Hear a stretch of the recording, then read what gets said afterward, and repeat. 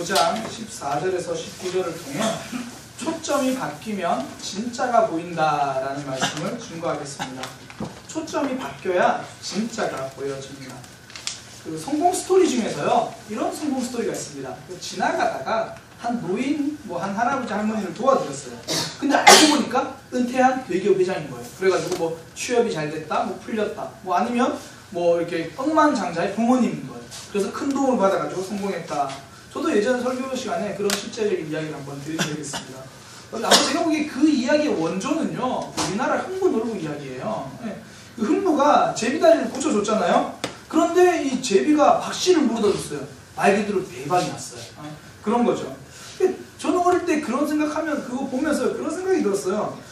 내 인생에도 나도 이런 작은 침절과 제비다리 아니라도 아주 병아리 다리라도 고쳐가지고 좀 이렇게 일이 좀 잘 됐으면 좋겠다. 그런 생각 저만 하나요? 드라마나 영화 같은 거 보면 그런 거 있잖아요. 지나가는 할아버지 할머니 도와드렸는데 알고 보니까 은퇴한 대기업 회장이고 그래가지고 인생 풀렸다, 취업 잘 됐다, 그런 기대가 우리는 좀 있다고요. 근데 오늘 등장한 엘리사 선지자를 보면요, 우리의 기대는 좀 다른 것 같아요. 그 나병으로 고생하던 이 나아만 장군을 고쳐줬거든요. 그러니까 깨끗이 치료가 되었어요. 그러니까 나아만 장군이 자기가 싸들고 온 은이며 금이며 다 바리바리 싸들고 이제 엘리사를 찾아가가지고 이거 다시 드리려고 왔어요. 이거 받아주세요. 막 그래요. 그러니까 엘리사가 난 하나도 안 받겠다 이렇게 말하는 거예요. 이게 우리나라 성향으로 넣어도 여기 넣어도 그런 게 아니고요. 진짜 16절에 보면 그렇게 말해요. 나 하나님께 맹세코 나 그거 안 받겠다, 절대 안 받겠다, 그렇게 이야기하는 거죠. 그러니까 우리 생각이랑 좀 다른 것 같아요. 사실 우리는 그런 생각 하잖아요. 뉴스에 보면 큰 돈가방 주워가지고 주인 찾아줬다. 그럼 항상 뭔지 찾아보죠. 그러면 습득물의 몇 프로를 받을 수 있나? 20%. 그러면 이제 20%. 그리고 찾아줬는데 몇 년에 찾아가지 않으면 그다 내 거. 그러니까 그런 생각 한다고요. 그러니까 친절을 베풀면 내가 어느 정도 받을 수 있다 기대하는데 오늘 엘리사는 그러지 않았어요. 하다못해 지난주 설교 시간에 제가 워렌 버핏 이야기했잖아요. 나에게는 그런 친구 없나? 나는 고등학교 때 그런 친구 있어서 그런 거 없나? 기대를 한다고요. 근데 엘리사는 그거 안 받겠다 그렇게 얘기해요. 예의상 거절한 게 아니라 완전히 거절했습니다. 진짜 안 받겠다는 거죠. 엘리사가 왜 돈을 마다하고 은금을 마다했나요? 충분했기 때문에 그래요. 누가 다이어트에 대해서 관심을 가질까요? 우리 교회 팽지영 집사님, 이충대 집사님 이런 분들은요, 다이어트에 관심이 없어요. 밥을 먹어도 살이 안 찌거든요. 다이어트는 저처럼 정직한 사람들이 관심이 있어요. 먹은 대로 정직하게 찌거든요. 그러니까 저는 몸이 참 정직해요. 그러니까 다이어트에 관심이 있다고요. 돈을 버는 방법은 누가 관심이 있나요? 돈이 필요한 사람은요, 돈을 버는 데 관심이 있습니다. 지금 엘리사는 돈을 거절합니다. 왜요? 지금 내 삶이 그것 없어도 충분하다는 이야기입니다. 엘리사가 세상 물정을 몰라서 돈을 거절한 것이 아니라 진짜가 무엇인지를 알아서 돈을 거절한 겁니다. 하나님으로 충분하기 때문에 하나님의 뜻이 아니니까 거절한 겁니다. 진짜를 알아서 그렇습니다. 반면에요, 나아만 장군 어제도 지난주 살펴봤는데 그 전까지는 나아만 장군은 진짜가 뭔지를 잘 몰라가지고 방황을 했습니다. 그러니까 군대 장관이잖아요. 나라의 2인자. 그런데 나병이 걸렸어요. 자기 힘으로 어쩔 수 없는 나병, 불치병이라고요. 그러니까 자신의 지위, 자기가 가진 것 가지고 어쩔 수 없었어요. 그러니까 어땠을까요? 온갖 의사들은 다 찾아갔지 않았을까요? 명인한 명인 다 찾아가고 다 불렀지 않을까요? 나병이 불치병인 거 본인도 알아요. 그런데 의사를 찾을 수밖에 없었던 겁니다. 그것 말고는 대안이 없습니다. 의사가 못 고친다는 거 알아요. 그래도 의사를 찾아갈 수밖에 없어요. 반복된 패턴으로 살아갈 수밖에 없다는 겁니다. 남들이 좋다는 거 다 안 해봤겠어요? 오죽하면 자기 집에 여종이 하는 말까지 들었잖아요. 모든 대안을 다 써본 거예요. 많은 사람들이요, 나병 환자처럼 살아갑니다. 자녀들 학원 많이 보낸다고 그 인생 달라지지 않는다는 거 부모가 더 잘 알거든요. 지금까지 봐왔잖아요. 그런데 왜 학원 보내죠? 답이 없어서 그래요. 그거 보내면 조금은 나아질 거라고 기대하죠. 솔직히 기대도 잘 안 돼요. 2, 3년 학원 보내봤잖아요. 그런데 불안하니까 보내는 거예요. 답이 없으니까. 아이들도 마찬가지죠. 진짜 공부하러 학원 가는 애들 분명 있겠지만 대부분은 왜 학원 가죠? 불안하니까. 다 가는데 나는 안 가니까. 불안하니까 가는 거예요. 답을 알면요, 남들처럼 살려고 하지 않습니다. 정답처럼 살려고 합니다. 내 길 우직하게 갈 수 있다라는 겁니다. 그런데 많은 사람들이 그렇게 하지 못하는 거예요. 우리가 너무나 잘 아는 이야기, 누구나 아는 이야기, 인생은 내 힘으로 살 수 없다. 이거 다 알아요. 막상 살아보니까 내 힘으로 안 되는 게 더 많다는 거죠. 머리카락 하나도 내 힘으로 안 돼가지고 염색하잖아요. 탈모 샴푸 쓰잖아요. 그런데 그거 내 힘으로 못 막아요. 내 힘으로 안 되더라는 거죠. 내 몸으로 난 자식도 내 힘으로 안 되더라는 거죠. 내 뜻대로 안 돼요. 그거 알아요. 아는데도 대안이 없으니까 여전히 내 힘으로 몸부림치는 거예요. 여전히 내 힘으로 쫓기듯이 살아가는 거죠. 나만이 그렇잖아요. 남들이 하라는 대로 다 해본 인생입니다.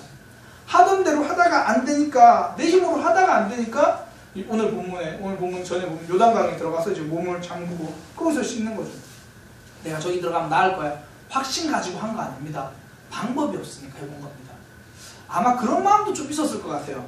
이게 엘리사의 말이 틀렸다는 거 나 증명해 볼 거야. 난 요단강 그게 뭐야. 내가 들어갔다가 나와서 하나도 안 나와가지고 내가 군대 데리고 올 거야.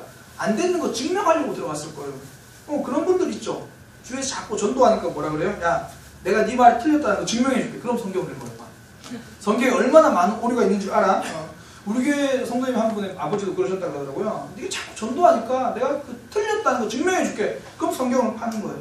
뭐 어떤 분들 그랬겠죠. 성경을 파다가 난 잘 모르겠네. 구체적으로 내가 공부해봐야 교회를 다녔어요. 그래서 믿었어요. 뭐 실수로 믿어버리고 막. 나만이 아마 그런 마음 좀 있었을 거예요. 도대체 엘리야가 말한 거 틀렸을 수도 있다. 엘리사가 말한 거 틀렸을 수도 있다. 그렇게 된 거죠. 그런데 몸이 나아버렸어요. 주위 사람들 놀랬죠. 제일 놀란 사람은 정작 자신이죠. 자기 자신이 제일 놀랐어요. 별로 기대하지 않았던 일이 특별한 일이 돼버린 겁니다. 그러니까 자기 삶에서 달라지는 거죠. 가짜인 줄 알았는데 진짜였다라는 거죠. 신앙은 뭐냐면 하나님이 진짜다 이거 고백하는 거예요. 성도는 하나님이 진짜다라고 고백하는 사람이 성도입니다. 그래서 우리가 기도하는 이유가 뭐냐면 하나님이 진짜다 알고 있는 사람이 기도하는 거예요. 힘드니까 내 삶에 다른 게 대안이 아니더라. 진짜 하나님이 대안이더라. 그래서 기도하는 거죠. 예배가 그런 거예요. 그러니까 남들 사는 대로 안 살고 하나님이 답이다라고 고백하는 거. 그게 예배거든요. 사실 장사하시는 분들이 주일날 문 닫는 거 쉽나요? 어렵습니다. 직장 다니시는 분들이요. 주일날 쉰다고 해서 교회 나오는 거 쉽나요? 어렵습니다. 왜요? 일주일에 한 번 쉬는 날이잖아요. 그때 쉬어야죠. 가족들과 함께 시간 보내고 싶거든요. 내가 그날 말고는 등산 못 가요. 그럼에도 불구하고 이 자리에 나온다는 거예요. 나는 다르게 살겠습니다. 이제 내 인생 하나님이 답입니다. 고백하는 겁니다. 그게 예배라는 거죠. 나병이 치유된 나아만은요. 이제는 진짜가 뭔지를 아는 인생이 되었습니다. 그 전까지는 이 방법 써보고 저 방법 써보고 방황하는 인생인데 진짜가 된 거예요. 신앙이 진짜다 이거 깨달은 사람들의 특징, 방황하지 않습니다. 방황은요 진짜를 모를 때 하는 겁니다. 가끔 주위의 분들 중에서 이런 분들 있죠. 몸이 정말 아프다, 머리가 아프다, 뭐 관절이 아프다, 허리가 아프다. 그런데 진짜 그분들 이야기를 들어보면 힘든 거는 아파서 힘든 것보다 병원 갔는데 원인을 모르겠다는 거예요. 그 왜 아픈지 모르겠다는 거예요. CT를 찍어봐도 이상이 없고 MRI를 찍어봐도 이상이 없고 이 검사 저 검사 다 해봤는데 이상이 없다는 거예요. 왜 이 검사 저 검사 다 해보나요? 원인이 안 나오니까. 진짜 이유가 뭔지 모르니까 이것저것 다 해보는 거죠. 방황하는 겁니다. 진짜를 모르면요 이것저것 다 해볼 수밖에 없습니다. 인생도 그래요. 진짜를 모르면요 늘 바빠요. 늘 바쁘게 사는 사람들의 특징이 뭐냐면 자기를 위한 시간이 없습니다.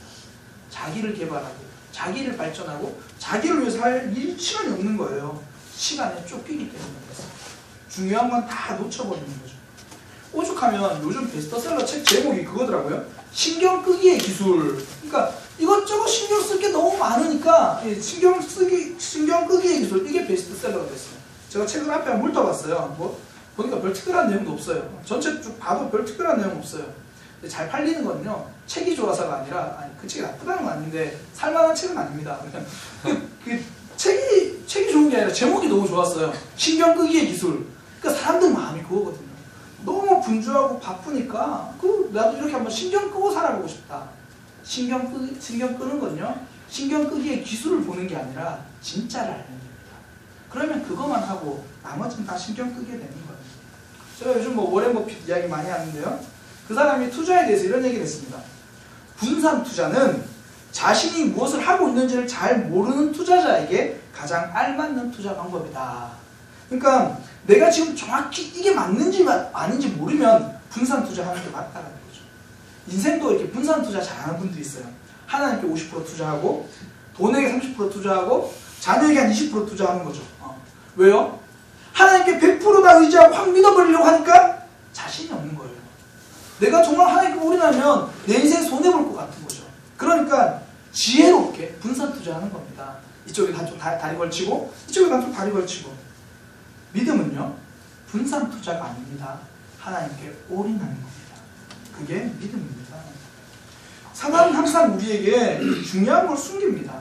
할 수 있는 만큼만 하게 하고, 그게 중요한 거 다 했다라고 우리에게 그렇게 속삭입니다. 너 시간 들였잖아. 야, 너 헌금도 했네? 너 물질도 드렸잖아. 그러면 다 했어. 주일 예배 꼬박 나오고, 헌금 생활 굉장히 잘하고, 내 인생은 돈보다 하나님이 가치가 있어. 내 시간보다 하나님이 가치가 있어. 고백합니다. 정작 자녀 문제, 가족 문제, 하나님께 못 맡깁니다. 내가 미워하는 사람, 내가 싫어하는 사람, 내 감정은 하나도 맡기지 않습니다. 다 분산 투자합니다. 다 맡긴 건 줄 알았다고 생각하게 만들었습니다. 그런데 하나도 맡기지 못한 겁니다. 내 마음을 맡겨야 다 맡기는 겁니다. 그때 분산 투자가 아니라 올인하는 겁니다. 나만 잡고 보세요. 이제 하나님께 다 맡겼습니다. 하나님이 왕이다 고백하는 거죠. 더 이상 다른 걸로 고민 안 해요. 다른 신에게 제사 드리지 않기 위해서 내가 이스라엘 땅에서 흙 좀 가져갈게요. 흙이 중요하다는 게 아니라 하나님께 제사하겠다는 겁니다. 그리고 이렇게 말합니다. 저는 이제 림몬신 섬기지 않겠습니다. 림몬신이요, 지금 자기 나라의 국교예요. 국교. 그러니까 나라의 2인자가 국교를 거부하겠다는 겁니다. 나 이제 림몬 산당에 들어가지만 이제 그거 섬기지 않습니다. 분명하게 선을 그었습니다. 그의 모습은 하나님을 향한 분명한 가치가 되었습니다. 확실한 다짐이죠. 그러니까 진짜를 아니까요, 방황하지 않습니다. 진짜를 발견해서 인생 방황하지 않는 믿음의 백성 되시기를 소망합니다. 진짜를 발견하면 거기에 깊이 뿌리를 내리게 됩니다. 흔들리지 않아요. 우리나라에서 너무나 잘 아는 이야기 있잖아요. 뿌리 깊은 나무는 바람에 흔들리지 않는다. 방황하지 않는다는 것은 머물러 있겠다라는 겁니다. 굉장히 유명한 사람이죠. 스티븐 잡스. 그 사람이 여러 가지 연설이 유명한데 그 중에 하나가 스탠포드 대학 졸업 연설, 굉장히 유명합니다. 뭐 이제 끝부분에 본인이 그렇게 이야기하죠. 연설을 요약해서 Stay hungry, 배고프면 머물러 있어라. 계속 배고파라. Stay foolish, 어리석으면 머물러 있어라. 계속 어리석어라. 무슨 이야기인가요? 내가 옳다고 생각하는 것 때문에 손해가 좀 나도 배고파도 계속 하라는 겁니다. Stay foolish, 내가 좀 바보 같아 보여도 끝까지 붙잡고 그거 가라는 거예요. 전 믿음도 똑같다고 생각해요. Stay hungry, 좀 손해봐도 그냥 믿음 붙잡고 가세요. 그 손해가 나를 귀하게 만들어주는 겁니다. Stay foolish, 좀 어리석어 보여도 내 믿음 성장할 수 있는 곳으로, 하나님을 깊이 알 수 있는 곳을 찾아서 거기에 머무르시기 바랍니다. 진짜를 알면요, 방황이 끝나고 정착하게 됩니다. 뿌리를 내리고 흔들리지 않게 된다라는 거죠. 무엇보다도 진짜를 알면요, 사소한 일에 목숨 걸지 않습니다. 가끔씩 놀이공원이나 뭐 유원지 뭐 그런 데 가다 보면 아이들이 막 울고 있잖아요. 엄마한테 막 떼쓰면서 울고 있어요. 옆에서 가만히 들어보면 진짜 웃겨요. 뭐 통곡을 하길래 엄마를 잊은 줄 알았는데 풍선 때문에 울고 있어요. 그 가만히 들어보면 또 손에 풍선이 있어요. 왜 울고 있나 내용 들어보면 이 풍선 색깔이 아니라는 거예요. 자기가 원하는 색은 따로 있는데 엄마가 지금 잘못 사왔어요. 그거 우는 거예요. 엄마 입장에 또 사줄 수도 없고, 야 그건 똑같은 거야. 다른 건데. 이게 사소한 일인데 그게 전부처럼 느껴지는 겁니다. 진짜가 뭔지 잘 모르는 거예요. 우리 주위에 보면 그런 사람들 있죠. 자꾸 옆 사람한테 딴지 거는 사람들. 이 사람한테는 이게 그거 아니야 이렇게 이야기하고, 저 사람한테 그거 아니야 병에 걸린 사람들. 그거 아니요. 그건 아니요. 그렇게 하면 큰일 나. 그 사람은요, 인생에서 별로 가치 있는 것을 발견하지 못해서 그래요. 그러니까 별로 중요하지 않은 그 문제 가지고 매일 씨름을 하는 겁니다. 제가 얼마 전에 병원을 한번 갔었는데요. 병원에 그 수납하는 데서 그 수납하는 간호사에게 굉장히 화를 내는 한 남자를 봤어요. 뭐 자기가 예약했는데 목이 잘 안 맞았나 봐요. 계속 언성을 높여 화를 내는데 옆에는 제가 화가 나더라고요. 뭐 나중에는 뭐라 그러냐면 너무 공감하지 마요 간호사. 나중에 뭐라 그러냐면 기분 나빠? 기분 나빠? 뭐 그렇게 말하는 거예요. 내가 봐도 기분 나쁘겠는데 정말 제가 참견하고 싶었어요. 그러나 제가 목회자이기 때문에 그냥 그러는데 그런 사람들 있잖아요. 뭐 간호사를 보고 화를 내고 계산원들 보고 화를 내고 또 뭐 은행 가서 막 화를 내고 그 사람들 보면요 그런 생각이 들어요. 아, 저 사람은 저게 가장 중요한 거구나. 저것 때문에 내 자존감을 살리는 사람이구나. 저 사람 인생에서 제일 중요한 거 저게 자존감이구나. 쯔쯔쯔 그런 생각을 하는 거예요. 나만 보세요. 진짜를 알고 나니까 자존심 이런 거 안 중요하다 고백해요. 15절에 보니까 그전에는 엘리사한테 막 씩씩거리고 화를 냈거든요. 15절에 보니까 이래요. 청하건대 제가 부탁드립니다. 이거 좀 받아주세요. 그리고 뭐란 말이냐면 저는 당신의 종입니다. 그래요. 당신의 종의 예물을 받아주세요. 한 나라의 이인자가 바짝 엎드려가지고 자존심이고 뭐고 내려놓고 간청하기 시작하는 겁니다. 사람들이 자꾸 사소한 거 버리지 못하고 사소한 것 때문에 걸려 넘어지고 목숨 거는 이유는요. 진짜를 못 찾아서 그래요. 진짜를 못 찾으니까 이거 붙잡고 저거 붙잡고 있는 겁니다. 미국의 핀코라는 채권 전문 회사에 이름이 어려워요. 에리언은 아니고 에리언이라는 사람이 이 CEO가 됐어요. CEO. 채권 회사다 보니까 뭐 돈을 좀 많이 버는 회사겠죠. 그 사람도 돈을 많이 번대요. 1년에 그 사람이 이제 자기 수입으로 버는 돈이 얼마 안 돼요. 1억 달러예요. 1억 달러. 그러니까 우리나라 돈으로 하면 1000억이 좀 넘어요. 1년에 버는 돈이 그래요. 근데 어느 날 갑자기 그 회사를 사직하고 이제 내려놓은 거예요. 그 이유가 뭐냐면 어느 날 자기 아이가 적어놓은 글을 봤어요. 그러니까 크레용으로 삐뚤빼뚤 적어놨는데 인생의 중요한 순간 22개 뭐 학교 숙제였나 봐요. 거기에 어떤 내용이 있냐면 뭐 그 유치원 생일 파티, 유치원 뭐 졸업식, 학교 공연, 생일 파티 적혀 있는 겁니다. 그런데 아무리 봐도 그 목록 속에 자기가 함께 했던 시간 없는 거예요. 아버지가 보니까. 아, 내가 이렇게 해서는 안 되겠다. 그리고 그 다음날 바로 채권회사 사장직을 내려놓게 됩니다. 자신에게 진짜 중요한 것이 뭔지 알아서 그렇습니다. 진짜 중요한 걸 알면요, 버리는 게 쉬워집니다. 안 중요한 거 버리게 된다는 거죠. 엘리사도 그렇잖아요. 나만의 재물을 거절했습니다. 이유가 뭐죠? 중요한 게 뭔지 알았습니다. 그러니까 재물에 신경 쓰지 않는 거죠. 우리 어르신들이 하나같이 인생에서 고백하시는 말이 무엇입니까? 열심히 돈 벌어봤지만 가족이 최고였어. 열심히 돈 벌어봤지만 건강이 최고였어. 중요한 거 깨달으면요, 나머지 쉽게 버릴 수 있는 거예요. 성경에서 보세요. 성경에서 자존심 버린 사람들 많이 등장하거든요. 그 중에 가장 대표적인 사람, 뭐 수로보니게 여인, 어떤 사람입니까? 이스라엘 사람이 아니고 이방인이었어요. 그러다 보니까 자기 딸이 귀신 들렸는데 예수님께 찾아왔어요. 예수님, 내 딸이 귀신 들렸습니다. 내 딸 좀 고쳐주세요. 그때 예수님이 하시는 말씀이 내가 짐승 같은 개와 같은 이방인을 위해서 내가 왜 도움을 줘야 되냐? 난 그거 안 돕겠다. 예수님 그렇게 말씀하시는 거예요. 유일한 소망이었거든요. 유일한 답이었거든요. 근데 거기서 포기할까요? 어떻게 저렇게 말할 수 있어? 포기할까요? 포기하지 않습니다. 그 말에 걸려 넘어지지 않았습니다. 내 자존심 걸어서 딸을 살릴 수 있다면 내 자존심 그거 버리겠다라는 거죠. 저는 개입니다. 맞아요. 그러나 개도 주인의 땅에 떨어진 건 먹잖아요. 부스러기 은혜라도 좀 주세요. 그때 예수님 말씀하십니다. 딸아, 너의 믿음이 크다. 자존심 버렸습니다. 왜요? 딸의 생명이 더 중요했기 때문입니다. 우리 예수님도 그래요. 예수님에게 가장 중요한 건 생명이었습니다. 자신의 생명이 아니라 한 사람의 생명이었습니다. 그 생명이 너무 소중해서 십자가에서 자기 생명을 버리셨습니다. 여러분의 생명을 살리기 위해서 예수님은 자기 생명을 버리셨습니다. 진짜 중요한 게 저와 여러분들이었기 때문입니다. 그것을 아니까요, 무엇을 버려야 하는지를 아셨습니다. 진짜 중요한 것을 발견하면 그때부터 우선순위가 세워지는 거예요. 버릴 건 버리고 붙들고 그렇게 살아가는 거예요.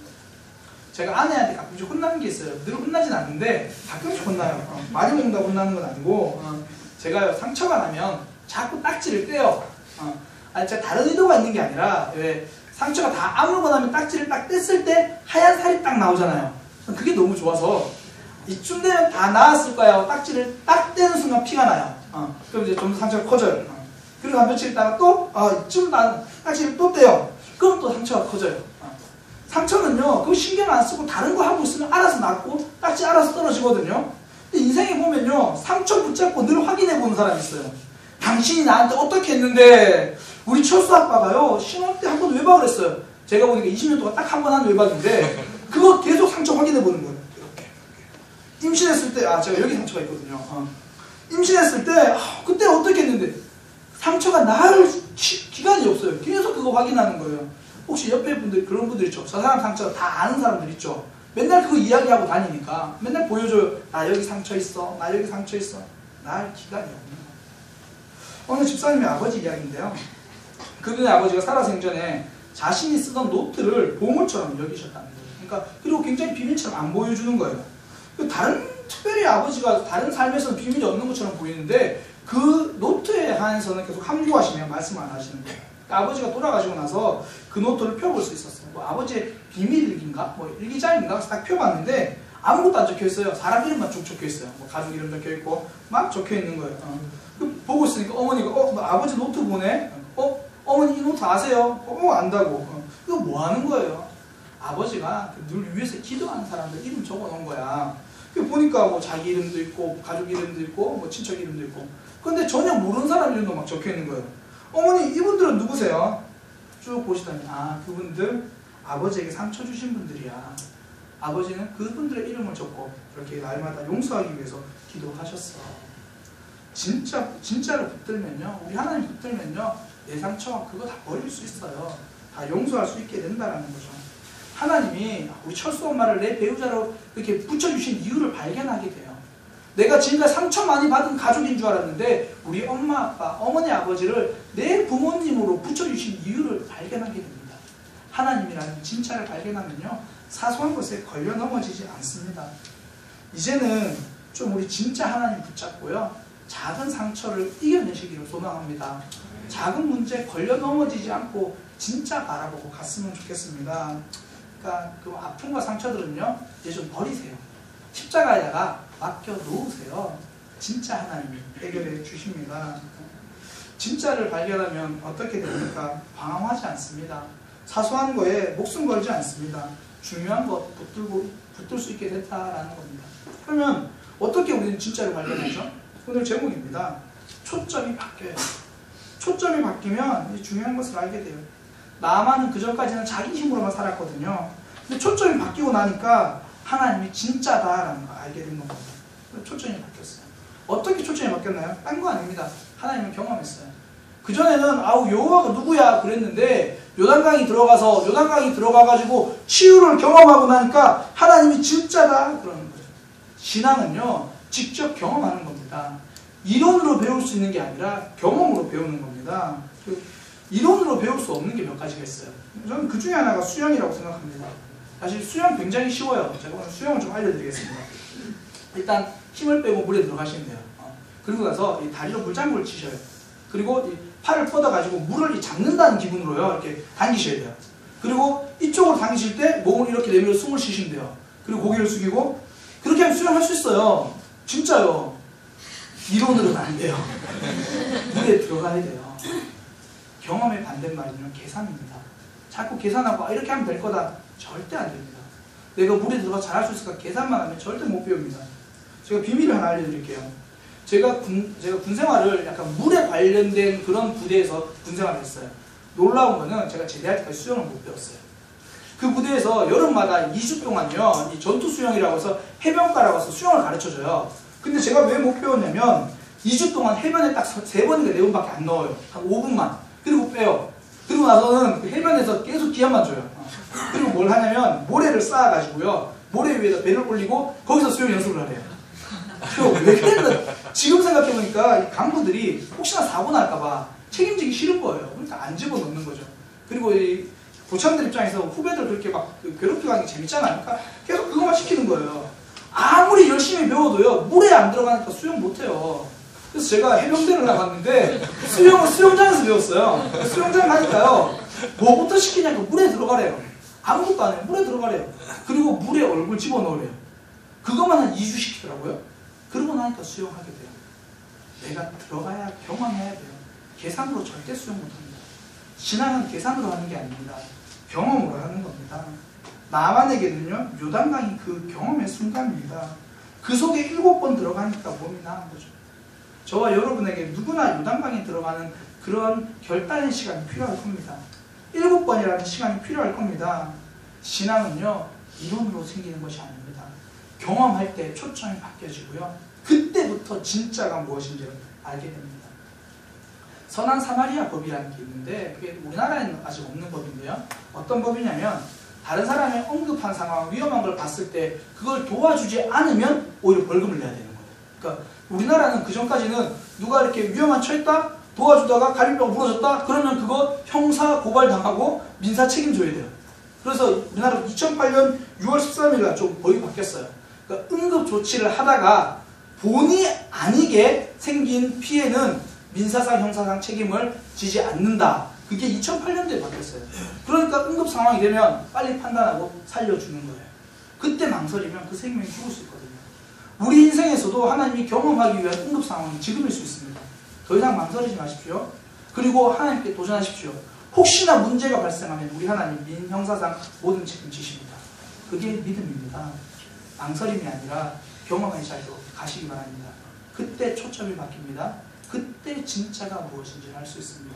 그래서 신앙은요, 내가 계속 내 것만 보다가 하나님만 보는 것, 시선이 바뀌는 것, 초점이 바뀌는 것, 그게 신앙입니다.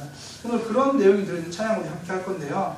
나에게로부터 눈을 들어서 내가 주님을 보기 시작할 때 주의 일이 보인다라는 것, 내 마음을 돌이켜서 하늘을 꿈꾸는 것, 내 시선을 들어서 하나님을 보는 것, 우리 함께 그 찬양 하나님께 고백하기 원합니다. 내게로부터 눈을 들어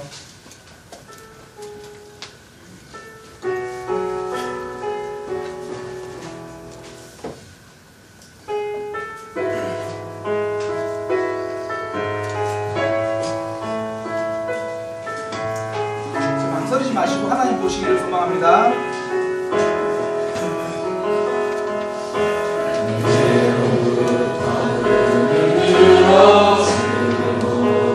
시작할 때 주의 일을 보겠네.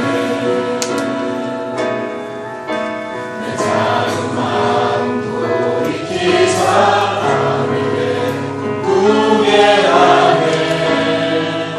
주님을 볼 때 내게로부터 눈을 들어 내게로부터 눈을 들어 주를 보기 시작할 때 주의 일을 보겠네. 내 작은 마음 돌이키사 하늘에 꿈꾸게 하네. 주님을 볼 때 모든 시선을 주님께 드리고 살아계신 하나님을 느낄 때 내 삶은 주의 역사가 되고 하나님이 일하기 시작하고 성령이 나를 변화시켜 모든 두려움 사라질 때 성령이 나를 변화시켜 모든 두려움 사라질 때 주의 일을 보겠네. 배약한 가운데서 주님을 알게 되니 주님을 볼 때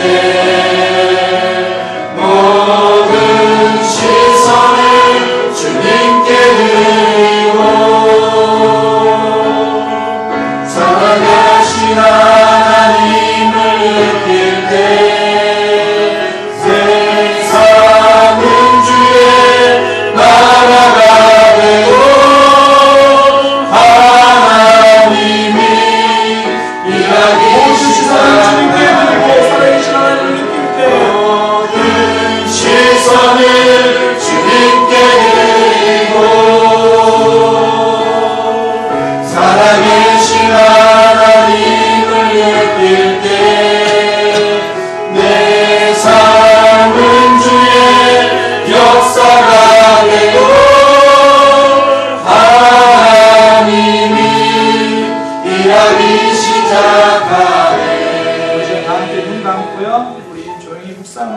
때 우리 삶을 돌아보면서 기도하기 원합니다.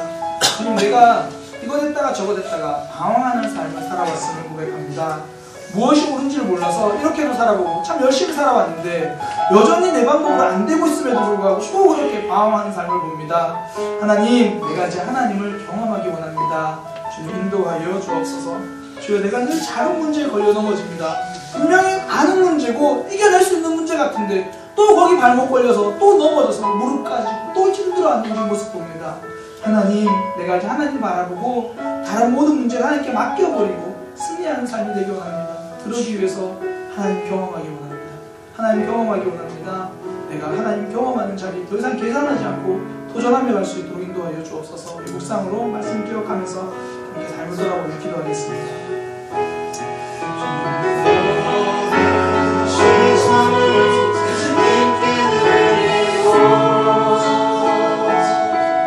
살아계신 하나님을 느낄 때 내 삶은 역사가 되고 하나님이 일하기 시작하네.